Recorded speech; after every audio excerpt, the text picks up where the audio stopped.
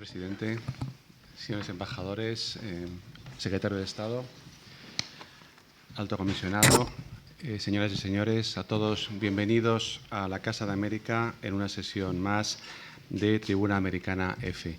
Yo querría agradecer muy sinceramente al alto comisionado, don Sergio Jaramillo, que haya encontrado un lugar en su agenda madrileña, que es intensísima, para venir aquí a la Casa de América y hablar con nosotros de un tema tan importante, tan candente y tan polémico como el proceso de paz en Colombia.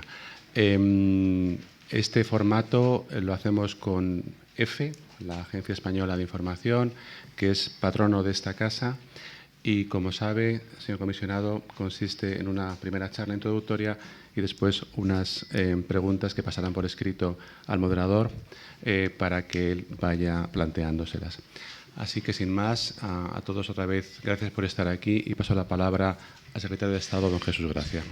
Es un gusto para la Casa de América presentar hoy aquí a Sergio Jaramillo, que viene a hablarnos, a darnos noticia y cumplida cuenta de lo que está ocurriendo en Colombia y en el proceso de paz en el que él es una persona especialmente relevante en todas estas conversaciones. Sergio tiene un fondo intelectual que viene de sus estudios de filosofía y de filología y mucha diplomacia, que son elementos que son muy necesarios para poner orden en las ideas, para entender a otros aunque hablemos el mismo idioma y para ponerse en la piel de otros a la hora de buscar soluciones a algo tan complejo como ha sido el conflicto con las FARC. Estamos en una etapa final de este proceso, yo espero que sea una etapa que concluya en breve y que dé por fin una buena noticia en la comunidad internacional. Leemos los periódicos, vemos las noticias y la verdad es que el mareo de las cifras de los acontecimientos es desasosegante y por fin tenemos una buena noticia, una noticia que puede ser positiva, que es que un país como Colombia, amigo y querido para todos nosotros, encuentre por fin ese camino de la paz. Y una paz que no es fácil, que necesita mucho coraje político, es más difícil hacer la paz que la guerra en muchas ocasiones, y que ha requerido también todas las habilidades diplomáticas del equipo negociador. España ha estado presente en todo este proceso de paz, lo hicimos en la época de presidentes anteriores, con el presidente Pastrana y con nuestro buen amigo Guillermo Fernández de Soto, que trabajamos en aquella época, posteriormente en la época del presidente Uribe. Hemos estado presentes en el apoyo a las FARC, al diálogo con las FARC y con el ELN, y en esta última etapa, como le dijo el presidente Santos al presidente Rajoy, en la primera ocasión que tuvieron cuando comenzó el proceso de paz de charlar de este tema, el presidente Santos le dijo, Mariano, cuando te necesite te llamaré, y hemos estado presentes en todo este periodo, apoyando en el Consejo de Seguridad de Naciones Unidas, donde somos miembro no permanente, en la Unión Europea, donde ayer el alto comisionado Sergio Jaramillo tuvo ocasión de dirigirse a los ministros de Asuntos Exteriores y en la conformación de un fondo fiduciario para la paz en Colombia y en todo el proceso de cooperación y de posconflicto en el que esperamos estar muy presentes para ayudar al éxito de esta misión. Así que tenemos esta oportunidad de escuchar hoy al alto comisionado para la paz del Gobierno en Colombia, a quien deseamos mucho éxito en el fin de esta misión. Al director de la Casa de las Américas, al director internacional de EFE, al presidente González y a Enrique y todos los que nos honran con su presencia. Yo pensaba en esos comentarios iniciales, ya que tendremos un coloquio y ocasión de contestar una serie de preguntas, tratar de explicarles un poco las ideas que están detrás del proceso de paz que han ayudado a estructurar el proceso con las FARC, que son las siguientes. Yo quería hablar un poco de la idea de qué significa una transición en Colombia, de la idea de la no repetición, de la idea de la centralidad de las víctimas en el proceso, de la idea de la participación y de la idea de la referendación. Comienzo con la idea de la transición y lo hago con mucha prudencia y humildad en el país de la gran transición histórica y en presencia del presidente González, pero sí creo que, o estoy convencido más bien, de que si no pensamos lo que va a ocurrir en Colombia en términos de una verdadera transición, vamos a perder todas las oportunidades. Ahora, esta no es una idea que no tenga controversia en Colombia. No estamos en la situación de España en los años 70, es una democracia consolidada, con una constitución moderna, entonces la discusión es más difícil, la discusión conceptual es más difícil. Hemos vivido un conflicto muy largo, tan largo que hemos convivido con él de manera que ya mucha gente escasamente se da cuenta que tenemos un conflicto en nuestro propio territorio y además siendo una democracia muy activa, pues la política electoral tiende a, en general, a mi juicio, a derrotar cualquier consideración finalmente de paz históricamente. Y la idea de la transición es difícil de discutir, de poner de presente. Yo creo que para lograr eso lo primero que se requiere es un liderazgo, y eso es lo que ha tenido el presidente Santos, que con, a mi juicio, extraordinaria lucidez, en el año 2010 se dio cuenta que las condiciones estaban dadas para comenzar un proceso de paz exitoso. Una decisión por parte de él de mucho valor, porque como ustedes saben veníamos de varios procesos de paz que no habían dado frutos, pero además de mucha inteligencia, porque tratamos de hacer el proceso de una manera muy metódica, paso a paso. Más adelante diré algunas palabras al respecto que tienen también que ver con la participación internacional. Pero quería decir primero que para que haya una verdadera transición necesariamente necesitamos un muy fuerte liderazgo, que es lo que está haciendo el presidente Santos, pero también entender la naturaleza de la transición. Es fácil pensar en Colombia que el proceso se trata simplemente de que las FARC se desarmen. Se desarman las FARC, se resuelve el problema, el país sigue adelante. Colombia, ustedes lo saben, luego de unos esfuerzos enormes en los últimos 15 años, ha salido adelante, ha prosperado, ha llegado al crecimiento, etcétera. Y uno podría decir, pues, ¿por qué quiere más? Simplemente ya se resolvió el problema de las FARC, sigan adelante. Pero yo creo que eso sería un grave error. Primero porque aquí de lo que se trata no solamente de terminar el proceso con las FARC, sino de romper los ciclos históricos de violencia. Y eso significa que hay que hacer ciertas cosas, hay que cambiar ciertas condiciones. Miremos lo que nos ocurrió en los últimos 10 años. Se desmovilizaron, dejaron las armas, entregaron las armas los grupos paramilitares. ¿Y qué ocurrió? Que algunos de sus comandantes pasaron a dirigir organizaciones de crimen organizado que llamamos hoy BACRIM, y que por no tener una visión que iba más allá de los hombres y de las armas, una visión territorial de intervención en las regiones donde tenían estas organizaciones presencia, pues para mucha gente, para mucho joven, no hubo, y esto no es de ninguna manera una justificación de lo que han hecho, pero la verdad es que seguían los jóvenes desempleados en las regiones periféricas de Colombia jugando billar a las 12 del día en lugar de tener un trabajo en un lugar donde eran fácilmente absorbidos por estas economías criminales. Entonces, si queremos romper los ciclos de violencia, tenemos que hacer mucho más que simplemente asegurar que las FARC dejen las armas y pasen a la vida civil. Pero además, yo creo también que aquí es el momento para pensar en grande en Colombia. Una oportunidad esta se da una vez en una generación.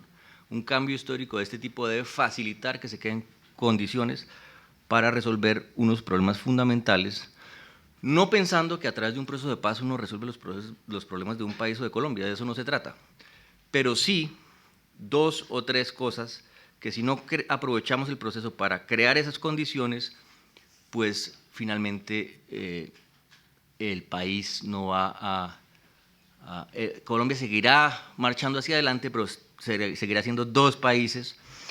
El problema de la falta de integración territorial seguirá siendo una cruz sobre nosotros. Es cierto que Colombia va bien, va mucho mejor, pero eso no es necesariamente cierto en un lugar como Tumaco o en un lugar como Tibú o toda una serie de poblaciones de la periferia colombiana que siguen viviendo, digamos, los efectos de la violencia, los efectos del tráfico de drogas, etcétera.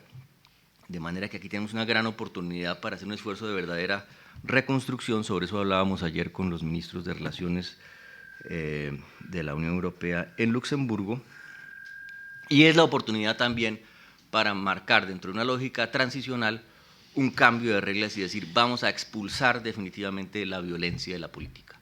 No más armas en la política y no más violencia contra quienes están en la política. Ya en un momento digo algo más sobre ello, pero todo esto solamente para decir que si pensamos en grande, pensamos en la oportunidad de una verdadera transición, pues tendremos al final un país mucho más integrado, una democracia más profunda. Y por eso cuando acordamos con las FARC, al término de 6 meses de conversaciones secretas, el 26 de agosto del 2012, firmamos lo que se llama el Acuerdo para la Terminación del Conflicto.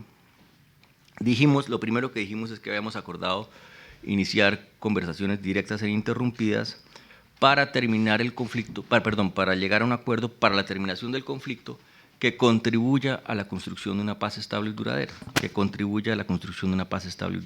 Es decir, estamos diferenciando, aquí hay dos ideas muy importantes. Una cosa es terminar el conflicto, otra es construir la paz en Colombia, que es la tarea que tenemos después. Yo con frecuencia digo que el verdadero proceso de paz inicia con la firma de un acuerdo, no termina, porque ahí es donde tendremos las tareas realmente más difíciles que enfrentar.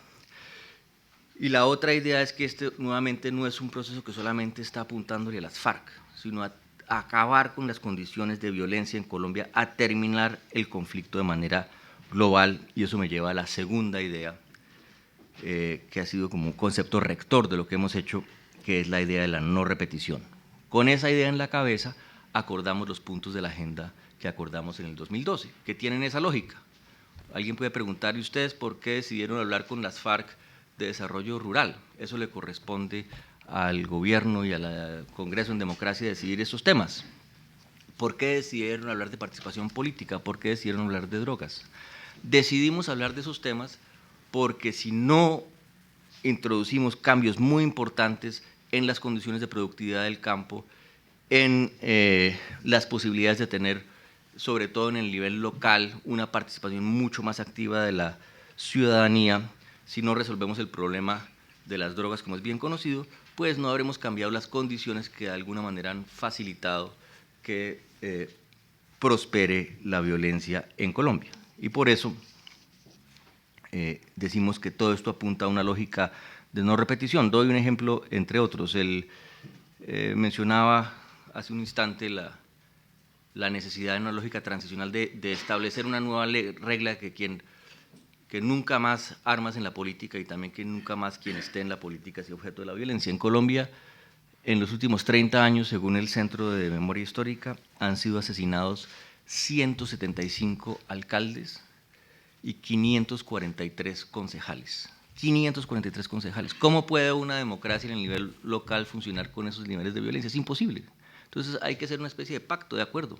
No más violencia en la política. Además de eso hay que tomar una serie de medidas, acordamos sistemas de seguridad especiales para la política, etcétera. Pero la idea, yo creo que de la transición, la no repetición, debe llevar a un nuevo pacto social frente a violencia y política. ¿En qué estamos ahora? En este momento estamos tratando de terminar un acuerdo de cese al fuego y dejación de armas con las FARC y de garantías de seguridad para las FARC, en esta misma lógica de no repetición, de que los miembros de las FARC no recaigan en nuevas formas de violencia, no sean absorbidos por organizaciones criminales, etcétera. Es decir, tenemos que hacer esto de una manera muy ordenada, y aquí le damos especial valor a, llamémoslo, el componente internacional. Se acordó algo novedoso para Colombia, y es que todo el proceso de cese al fuego y de hostilidades y de dejación de armas tendrá un mecanismo tripartito de verificación con un componente internacional, con el gobierno y con las FARC, sobre todo en las tareas que tienen que ver con el monitoreo, con la solución de controversias en el terreno, pero el mecanismo estará encabezado por un componente internacional cuya cabeza a la vez es una misión política especial de verificación de las Naciones Unidas, que como tal vez varios de ustedes saben, fue aprobada por el Consejo de Seguridad en el mes de enero, y nuevamente gracias a España por el apoyo que recibimos tan importante en el Consejo, que para mí es una diferencia cualitativa definitiva frente a lo que ha ocurrido en el pasado, como un mecanismo que asegure que se cumplen las reglas del cese, que se dejan las armas de manera creíble para los colombianos y que realmente podemos entrar en una transición. Y dentro de esa misma discusión, en la actualidad y más adelante en las preguntas con gusto elaboraré más, estamos discutiendo ya lo que es el fin de la guerra y el comienzo de la construcción de la paz. La línea de tiempo, qué pasa si firmamos tal, qué pasa en el día de más 10, qué pasa en el día de más 30, qué pasa en el día de más 90. Yo creo que eso, más que cualquier otra cosa, es una señal de que realmente estamos muy cerca del fin, sin perjuicio de que, como en todo fin, hay temas muy difíciles que siguen detrás de uno, como unos patitos y no hemos podido resolver y que tendremos que enfrentar y que tendremos que ver en cuánto tiempo podemos resolver. Pero déjenme volver otra vez a esta idea de la no repetición y asociarla al siguiente tema, que es el de la centralidad de las víctimas en este proceso. Desde que vimos por primera vez a las FARC en el 23 de febrero del 2012, en estas primeras aproximaciones secretas, yo era la cabeza de la delegación del gobierno, estaba el hermano del presidente, estaban otras personas muy importantes, estaba Frank Perl.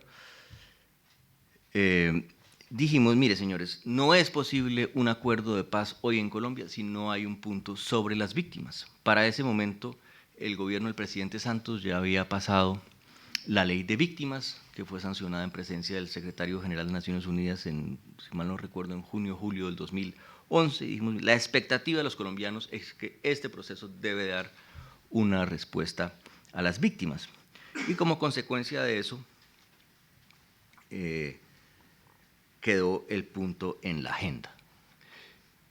Y quedó el punto en la agenda porque es un punto de elemental justicia, pero porque también entra dentro de esta misma lógica de no repetición. No poca de la violencia de Colombia ha tenido que ver con lógicas de venganza, el joven que es reclutado por las FARC porque su familia murió a manos de los paramilitares, o viceversa, etc. Y yo personalmente creo que para los colombianos, ante todo, el conflicto está representado en la victimización. Escasamente hay un colombiano que no tenga un pariente, un amigo, que no haya sido víctima de alguna forma de violencia relacionada con el conflicto. De manera que este tema lo teníamos que resolver. Lo pusimos en la agenda, organizamos toda una serie de medidas para asegurar la participación de las víctimas, foros en Colombia, con las Naciones Unidas y la Universidad Nacional, más de 3.000 víctimas participaron, visitas a La Habana, eso también fue una innovación, al parecer en ningún proceso de paz anterior las víctimas habían ido a la mesa de negociación a decir, mire, esto fue lo que nos ocurrió, esta es nuestra opinión, eso es lo que nosotros esperamos. Fueron 60 víctimas de todo tipo a La Habana y como consecuencia de eso acordamos lo que llamamos un sistema integral de verdad, justicia, reparación y no repetición, un sistema integral que tiene diferentes componentes y que apunta ¿a qué? A que en esta lógica transicional haya la mayor rendición de cuentas posibles sobre lo que ocurrió, haya justamente garantías de no repetición, haya también seguridad jurídica para quienes participan en este sistema, pero sobre todo haya la mayor satisfacción posible de los derechos de las víctimas. ¿Y eso cómo se hace? Pues se hace con una combinación de mecanismos judiciales y no judiciales.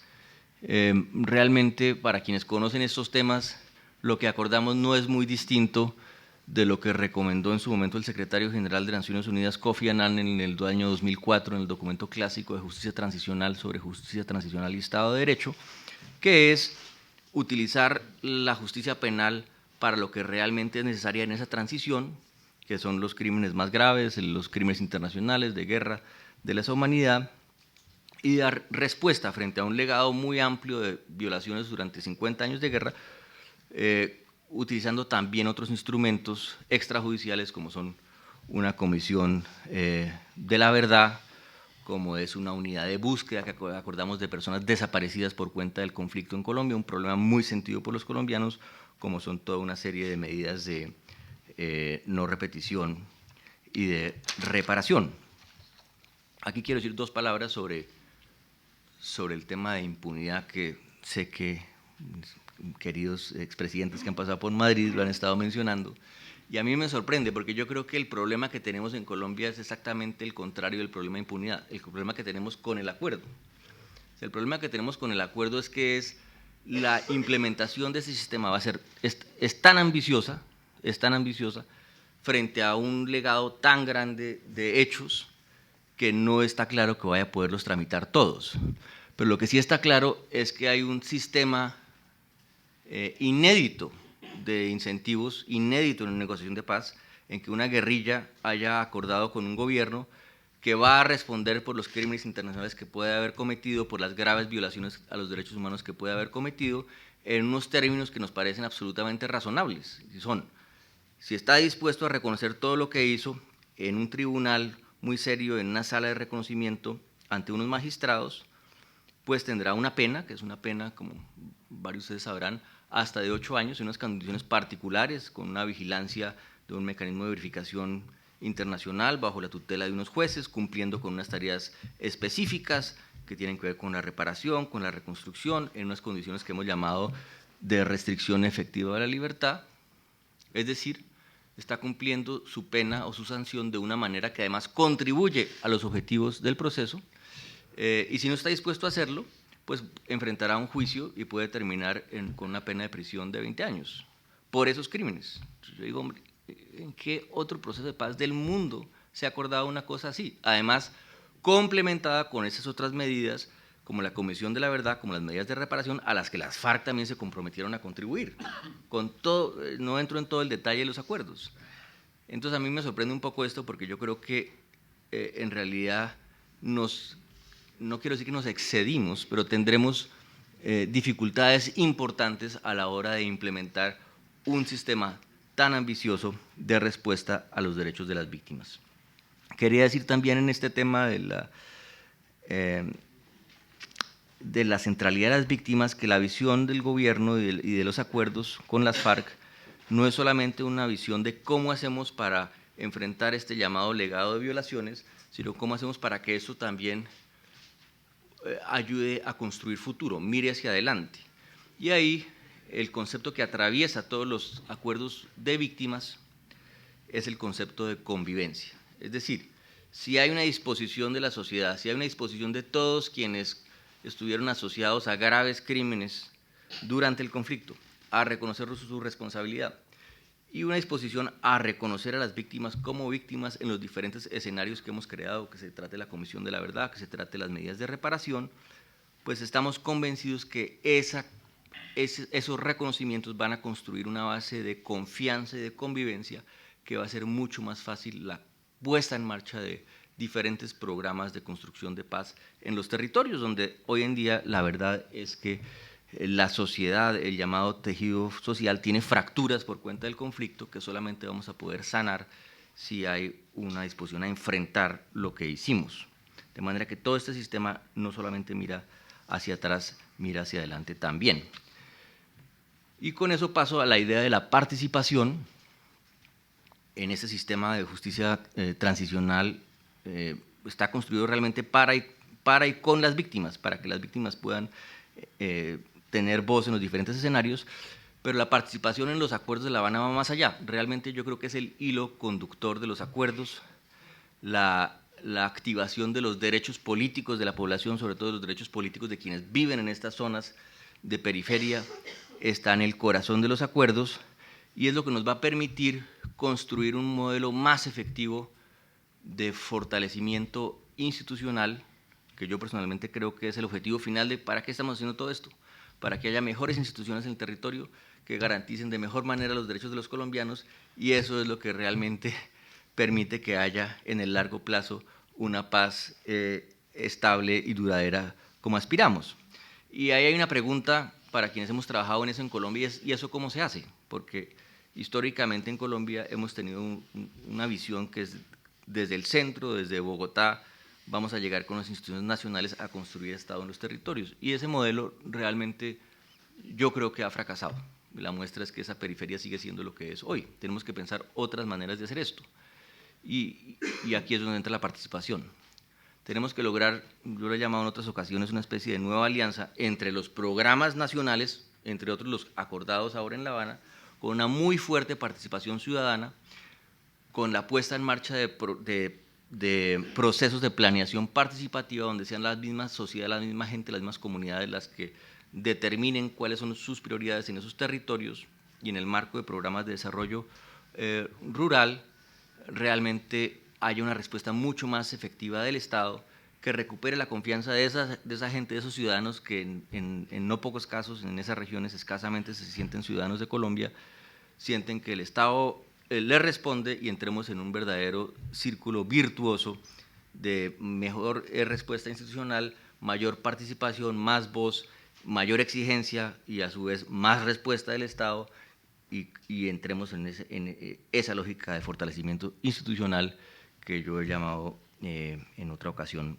un modelo de paz territorial. Ahora, esta idea de la participación que está en todos los acuerdos tiene también que incluirlas a las FARC, que es un tema de controversia en Colombia, pero si finalmente la lógica superior de todo el proceso es una lógica de fortalecimiento estatal, de ocupación territorial, de Estado de Derecho en el territorio, de garantía de derechos de los ciudadanos en el territorio, pues hay que meterlos a todos. Y las FARC pueden también ahí, una vez dejen las armas y pasen por el proceso de justicia transicional, contribuir perfectamente a ese objetivo, y los programas también que estamos ahora comenzando a discutir en La Habana de reincorporación de las FARC a la vida civil pueden también contribuir a ese objetivo. Nuevamente, yo, disculpa si repito esta idea demasiadas veces, pero aquí está la diferencia con procesos anteriores. No es simplemente como un grupo deja las armas, es como llenamos el espacio, es como reconstruimos los territorios. Entonces, si las FARC quieren, como quieren, hacer su reincorporación en zonas rurales, cosa que en Colombia no se ha hecho con éxito realmente nunca, pues tenemos que mirar cómo ese modelo pues, funciona, lleva a que esas personas puedan hacer una transición en la vida civil, pero también cómo ese mismo modelo de reincorporación en zonas rurales, con elementos, por ejemplo, como electivos, como les interesa a las FARC y a nosotros como gobierno nos parecen bien adecuados, contribuyen a los objetivos superiores de reconstrucción. Por dar un ejemplo, si las FARC quieren montar o miembros de las FARC más bien, montar una cooperativa para construir vías rurales, lo que llamamos en Colombia vías terciarias, en el marco de programas de reconstrucción y desarrollo rural como los que ya hemos acordado, pues extraordinario. Se estarán estas personas reincorporando de una manera útil y además estarán contribuyendo a estos objetivos superiores. Esa es la visión que hemos construido en La Habana, una visión realmente de construcción de Estado en el territorio, en la que todas las medidas apuntan a ese fin. Termino con la idea de la refrendación, muy discutida en Colombia. En Colombia hay un debate, a mi juicio, un poco extraño sobre por qué el gobierno acordó la refrendación. Alguna gente dice hasta que es inconstitucional, porque en la Constitución hay un derecho a la paz, y entonces ¿cómo se le ocurre al gobierno preguntarle a los colombianos si están de acuerdo o no? Pues es que este no es un problema jurídico, es un problema político, es una decisión política del presidente Santos de decir, los colombianos tendrán la última palabra a la hora de decidir sobre estos acuerdos. Y eso fue lo que acordamos en la fase confidencial, secreta de la negociación. En la agenda quedó el compromiso con la refrendación, y yo pienso que eso cada vez es más necesario. ¿Por qué? Primero, desde el punto de vista nuestro en La Habana, yo lo digo francamente, es casi que un alivio. Es decir, uno hace su mejor esfuerzo, pero perfectamente se puede equivocar, y los colombianos tienen que decir al final si le parece que los acuerdos a los que llegamos en La Habana son los acuerdos que son o no. Además, esa conciencia que hemos tenido todos estos años, que los colombianos son los que al final decidirán, pues también han servido para recordarnos que los colombianos tienen la última palabra y que el gobierno tiene que ser muy cuidadoso en lo que acuerdo, porque los colombianos tienen que estar de acuerdo con eso. Segundo, la refrendación es supremamente importante porque da un sentimiento de participación. Tenemos un problema real, el proceso se ha desarrollado en La Habana. Nosotros tenemos, los que estamos allá, muy poco tiempo, casi todo el tiempo estamos en La Habana negociando con las FARC, poco tiempo para explicar en Colombia todas las complejidades del proceso. y necesitamos que los colombianos tengan un sentimiento mucho más fuerte de pertenencia, de que la paz va a ocurrir porque ellos decidieron. Y en esa medida, un referendo, un plebiscito, pues nos abre el espacio para que cada quien en su conciencia decida si está de acuerdo o no y sienta que lo que ocurre por cuenta de él como corresponde. Y eso me lleva a un siguiente y último punto, y es pues, lo que ocurrió en este país, que es la manera de marcar una transición, es la manera de expresar una voluntad política del cuerpo social de que está de acuerdo con esto, y es la manera de construir, y este punto yo creo que es fundamental, una base política para la implementación de los acuerdos. No es suficiente firmar unos papeles en La Habana. Hay que convencer a los colombianos que es lo que hay que hacer, y hay que convencerlos dándoles el espacio para que ellos mismos decidan qué es lo que hay que hacer. Termino ya para concluir con una idea relacionada con la referendación, y aquí aprovechando el hecho que estamos en Madrid en presencia del presidente González, y es la importancia en Colombia de construir hoy consensos y acuerdos en esta transición. Muchas personas están diciendo esto de muchos sectores. El primero que lo dijo fue el presidente Santos, hace unos 3 años. Yo mismo lo he hecho en varias ocasiones, y ahora de diferentes sectores, incluso de los sectores de oposición, se empieza a hablar cada vez más de la necesidad de hacer un acuerdo político para esta transición. Yo creo, porque hablábamos ahora con Jesús de la contribución de España al proceso, sobre eso podemos hablar ahora más en la discusión, pero la contribución de España ha sido enorme, no ahora en lo que estamos haciendo en La Habana, en todo el apoyo a Colombia en los últimos 15 años, y yo creo que todo lo que ustedes nos puedan ayudar para recordarnos a los colombianos la importancia de en un momento crítico, yo digo el más crítico de nuestra historia reciente, ponernos de acuerdo y construir un acuerdo político para la transición va a ser de mucha utilidad. Muchas gracias. Realmente es un privilegio escucharle directamente a un protagonista de un proceso histórico que está marcando la agenda latinoamericana. Nos han llegado ya una serie de preguntas, algunas más generales, otras más específicas. Voy a tratar de agruparlas. Tenemos como 15 minutos. El otro día, hablando con nuestra gente de EFE en Bogotá, para preparar la tribuna y preparar la gira que ha hecho por Luxemburgo y Madrid, nos recordaban un dato, corrígeme si nos equivocamos, según las encuestas recientes, un 60% de los colombianos dicen no creer en el proceso de paz. Y la pregunta es ¿por qué? ¿Por qué, si eso es así, la población y la ciudadanía colombiana, después de tantas décadas de hartazgo y de violencia, no cree que esta sea el final de la violencia? Bueno, primero, como toca hacerlo siempre con las estadísticas y las encuestas, hay que cuestionarlas. Entonces, no, la verdad es que en los últimos 3 años el proceso como tal ha estado hacia alrededor de un 70-75%, y recientemente ha bajado, estaba más como en un 55-60% a favor, pero dejemos esa discusión de lado. Yo lo que digo siempre es que me parece que en un país con un conflicto tan largo, con tantos procesos de paz fallidos, la actitud racional de cualquier persona es decir, yo estoy a favor de la paz, pero yo no creo en ese proceso. ¿Por qué voy a creer? Entonces, pero nuevamente, ahí lo que hay que decir es una cosa que nos dijo el secretario de Estado de los Estados Unidos, John Kerry, estuvo ahora en La Habana cuando fue el presidente Obama y se reunió con nosotros largamente. Y dijo, miren, no se preocupen, o sea, en el momento que hay un acuerdo, cambia toda esa situación de manera radical. Y yo creo que eso es cierto, eso es así. El problema que tenemos es no quedarnos sin oxígeno antes de que lleguemos a un acuerdo, pero yo estoy convencido que en el momento en que la gente vea, las FARC firmaron, esto se va a acabar, esto pasó durante mi vida, y además yo puedo votar y decir si estoy de acuerdo o no, yo creo que esa situación cambia inmediatamente. Hay una pregunta que se repite, se la formula con claridad Pedro González, de Calma Televisión, y también José María de la Torre, del Ministerio de Asuntos Exteriores, a propósito de las críticas. Leo la pregunta. Hace un par de semanas los expresidentes Pastrana y Uribe se mostraron especialmente críticos con la impunidad que, a su juicio, consagra el proceso de paz, y sobre todo con respecto a la exigencia que tendrían las FARC de poder vetar cualquier ley futura que crean que les puede perjudicar. Estamos ante un retorcimiento, dice la pregunta, presente y futuro del derecho. Bueno, muy bien. Sobre esto hablé creo que bastante en mis palabras anteriores, pero vuelvo sobre ello. Entonces, primero, concepto de impunidad.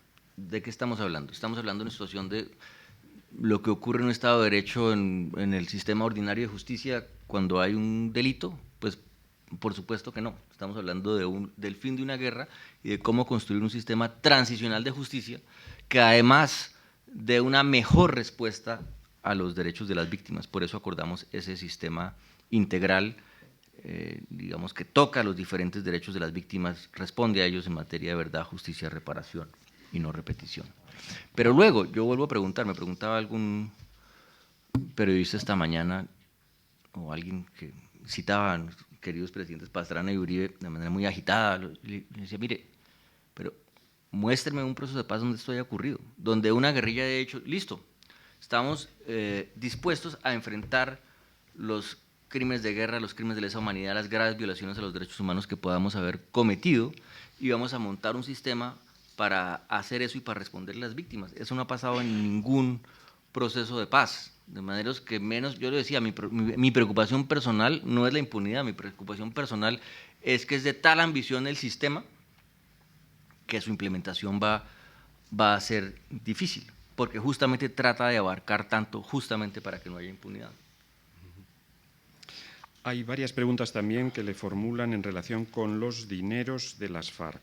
Y la pregunta, por ejemplo, de Jonathan Clavijo, de Radio Nacional de España, es: ¿realmente el Gobierno descarta que las FARC tengan dinero guardado, tal y como lo reveló en un informe la publicación The Economist? No, el Gobierno no descarta que las FARC tengan dinero guardado, y el presidente Santos justamente lo que ha dicho es que sin duda las FARC tienen dinero guardado en algunos lugares. Lo que también dijo es que las investigaciones que se han hecho internacionales sobre lo que la gente se imagina que son fabulosas cuentas en Suiza, pues no han dado resultados. Aquí yo quisiera enfatizar dos o tres cosas. Primero, que en los acuerdos quedaron, por una parte, un compromiso de las FARC muy claro en el acuerdo sobre drogas de que tienen que romper cualquier relación con el mundo de las drogas, por razones obvias. Si estamos en una transición a la política, además de la evidente ilegalidad de tener bienes adquiridos con las fuentes conocidas, pues ningún partido político en democracia se va a aguantar que haya cualquier sospecha de que las FARC están apoyando su actividad política con los dineros que obtuvieron anteriormente. Entonces, tienen que romper con todo el mundo de las drogas. Segundo, en el acuerdo de víctimas, en el acuerdo de reparación, tienen que reparar de manera concreta materialmente a sus víctimas. Eso también quedó escrito de esa manera, tiene que tener un desarrollo. Y tercero, y sobre todo, y es, si usted no hace suficientemente ninguna de las dos anteriores, pues estará incumpliendo los acuerdos, pero además el Estado lo que va a hacer es quitarle cuanto bien encuentra que esté en sus manos, que haya adquirido antes. En Colombia tenemos hoy en día una ley más fuerte de extinción de dominio, y lo que ha hecho el presidente Santos es, bien que no entregue las FARC, es bien tras el cual irá el Estado colombiano. Hay una pregunta muy concreta de Laura Sánchez, de Radio Colombia, que nos dice: las FARC están solicitando a los Estados Unidos la extradición de Simón Trinidad para que sea el encargado de coordinar la recolección de armas de la guerrilla. ¿En qué punto está esa propuesta? Pues, a ver, el tema de Simón Trinidad ha sido un tema recurrente en estos años. El gobierno lo ha tomado muy en serio, las FARC han dicho lo que han dicho. Esta última propuesta, sobre eso desafortunadamente no puedo hacer un comentario, es una decisión de las FARC, dicen qué es lo que van a hacer. Yo prefiero en este caso no decir más. Nos preguntaban también nos trasladaban nuestros compañeros de Bogotá la siguiente reflexión. Ya son más de o casi 3 años y medio de negociaciones. Se dijo que se intentaría firmar el acuerdo el 23 de marzo, no se pudo firmar. Cuando al presidente Santos se le preguntó, él contesta que lo que quiere es un buen acuerdo para los colombianos, no firmar y no cumplir un calendario, sino un buen acuerdo para los colombianos. ¿Qué sería un buen acuerdo para los colombianos? Pues a nuestro juicio, naturalmente, los acuerdos a los que hemos llegado son buenos acuerdos para los colombianos. Y buena parte de la explicación de por qué este proceso ha tomado el tiempo que ha tomado, a mí me causa casi que gracia a veces cuando gente dice, no, es que esos señores allá en La Habana están entregando el país, en fin. Entonces uno dice, bueno, aparte de que hay unas personalidades supremamente importantes como Humberto Lacalle, ex vicepresidente, una de las personas más importantes de la vida pública de Colombia, y General Mora, ex comandante de las fuerzas militares, el General Naranjo, ex director de la policía, los más brillantes en sus cargos. Aparte de todo eso, pues justamente una de las razones por las cuales eso ha tardado más de lo que hubiéramos querido es porque es una batalla en la mesa para asegurarse que el gobierno acuerda lo que le sirve al país. Si se tratara de terminar rápido, pues terminamos en 6 meses con unos acuerdos horribles que no le sirven absolutamente a nadie. Entonces, ese es el reto que tenemos. Ahora, ¿en cuánto tiempo vamos a terminar? Que es la pregunta natural. De hecho, yo prefiero no decir nada al respecto, un poco por superstición, le decía ayer a los ministros europeos, pero la estructura como está es, si las FARC toman unas decisiones, porque esto finalmente es un asunto, hay unos asuntos técnicos dispendiosos, pero en el fondo es una decisión de un momento y de no perder una oportunidad. Ahí hay unos calendarios en marcha, calendarios electorales en Colombia, en los Estados Unidos, en muchos lugares, que deben llevar a pensar que realmente es el momento para terminar, de manera que yo sí esperaría que en los próximos meses podamos poner fin a la negociación. Tenemos ya muy poquito tiempo y yo creo que va a ser la última pregunta. Hay varias relacionadas con si se ha comunicado bien o no todo el proceso. Y hay una en particular que tiene que ver con la comunicación que formula el embajador irlandés, el señor David Brooke, que dice: en Irlanda hemos hablado mucho de un dividendo de la paz. ¿Cómo piensa el gobierno colombiano demostrar el impacto positivo de un acuerdo cuando se alcance? Muy bien. Bueno, sobre la comunicación. Realmente ha sido muy difícil. Yo creo que es un tema que no hemos logrado dominar, en parte por la estructura de la negociación en La Habana, Colombia. Las FARC no nos han ayudado con declaraciones diarias que han confundido mucho la opinión y que con mucha frecuencia distaban mucho de lo que realmente estábamos discutiendo en la mesa. Eso es lo que ya ocurrió. Lo que deberíamos concentrarnos es, bueno, y hacia adelante, ¿qué es lo que vamos a hacer? Y aquí es donde viene la pregunta del embajador irlandés. Y es que naturalmente, si el gobierno piensa como piensa el presidente Santos, con toda la razón, emprender una campaña muy vigorosa a favor de una referendación, de un plebiscito, pues hay que ponerle más de presente a los colombianos, no solamente qué quieren decir esos acuerdos de La Habana, sino qué significa la paz para cada quien. Ese es el reto que tenemos, digamos, ante nosotros. Ahora, yo creo que los dividendos de la paz son realmente enormes. El fundamental, el básico, es que un país puede avanzar mucho como ha avanzado Colombia, puede prosperar, puede tener gente excepcional, no pocos de ellos están en Madrid desempeñándose en las artes, en el deporte, pero no puede convivir para siempre con un conflicto en su territorio. Eso no es posible, eso es abandonar una parte de su territorio a su suerte. Así haya unos esfuerzos enormes por parte del Estado en los últimos años y haya mejorado la seguridad, todo eso es cierto, pero mientras haya un conflicto no habrá normalidad. Es la realidad. Un país no puede vivir de esa manera.